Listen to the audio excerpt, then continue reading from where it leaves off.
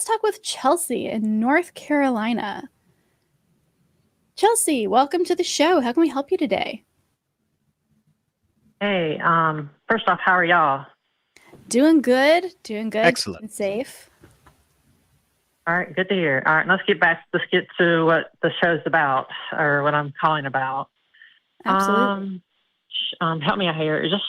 I've lost my train of thought already. Can you read what the thing is? Yeah, absolutely. So you said you're calling in to talk about how to handle Christian family members who believe that quote unquote blood is thicker than water. Yeah, family. Family, like blood family is better than friend family, it's not, in blood. Yeah, well, I can tell you right now, that's brother. bullshit. Yeah, I already knew that's bullshit. I'm just trying to convince them that, because I have a family member, because I'm trans, he's so vehemently against me being trans, and it's my brother. But anyway, I've already cut him off, but I'm trying to convince my other family members that it's okay to do that because he's so toxic. Yeah. So how do I do that? Yeah, that's a tricky conversation to have for sure. I think the toxicity extends beyond that individual, unfortunately, a lot of the time. So if they know that your brother is being toxic and being aggressive and being somebody who is not building you up and making your life better, and they still want to put you in touch with him, they are also perpetuating that toxicity.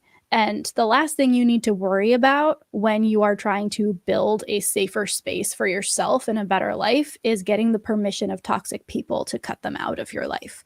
So I'm certainly not saying that you should go and just say everybody is out and I'm done with all of you, but saying, hey, everybody else is fine with me. Yeah, but if they're still pressuring you, even if they know that your brother is being aggressive and horrible towards you, they are picking sides and it's not your side.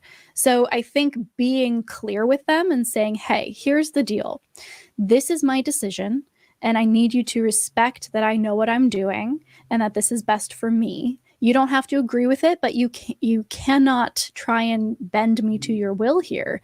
And if you keep bringing this up, then I am going to withdraw from you, right? Your presence is something that you have complete ownership over here. You can either engage with them or not. And if they care about you, and it sounds like they do, they will respect your desires because they want to see you and they want you in their life.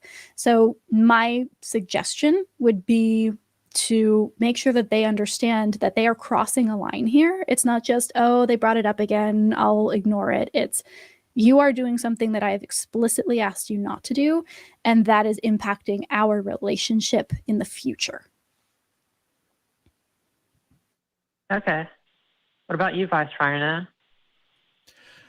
I don't have a lot of personal experience with this. I know my brother and my mother are not on speaking terms with each other, but as far as I could, I've never really pushed either of them into trying to communicate again. And I would just kind of echo what V was saying, is that it's not your responsibility to make them comfortable with your relationship with other members of the family. That's if they're not comfortable with how you are relating to people that aren't them, that's their problem, not yours. So yeah, I don't think I could give any better advice than V already did. This can be something. Yeah, I thought that, but just go ahead. Yeah, this can be applicable to any situation, right? With you specifically, it is, your brother is being aggressive towards you because you are trans, which is unacceptable. But a lot of atheists have to deal with this as well, regardless of their, sexuality or their gender identity. So this is a good conversation just to have in general. Hey, you are responsible for your boundaries. And you cannot decide who violates them or who respects them. That is outside of your control, but you can determine whether or not you have those boundaries in the first place. And I would say that a good place to start here, Chelsey, would be to set up that boundary. It doesn't need to be a big confrontation, but it should be something that is explicitly said, and then see who respects it and who doesn't. And that'll give you some good information moving forward about who you want in your life. Okay, because family gatherings are a thing in my family. So that's the thing too, and that's usually the only time I get to see some of my family that I'm okay with, that I'm on good terms with. So that's another thing I'm kind of worried about. So, yeah. Okay. Kind of a sticky situation for me.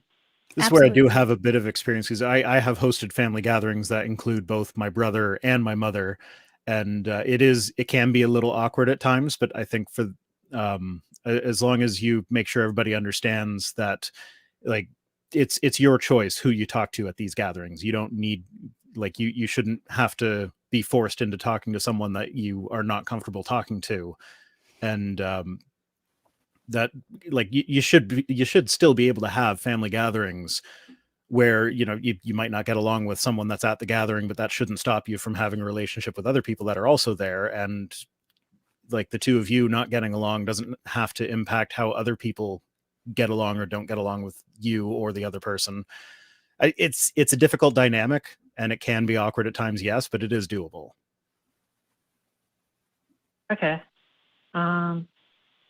I think that's it, and I appreciate y'all guys' time. I hope that word was okay with y'all. Absolutely. Thank you for calling in. And something to keep in mind, if you do have continual questions, if some other stuff comes up, if you maybe set that boundary and then want some help navigating what happens next, a great place to call in would be Secular Sexuality on Thursdays at 7 p.m.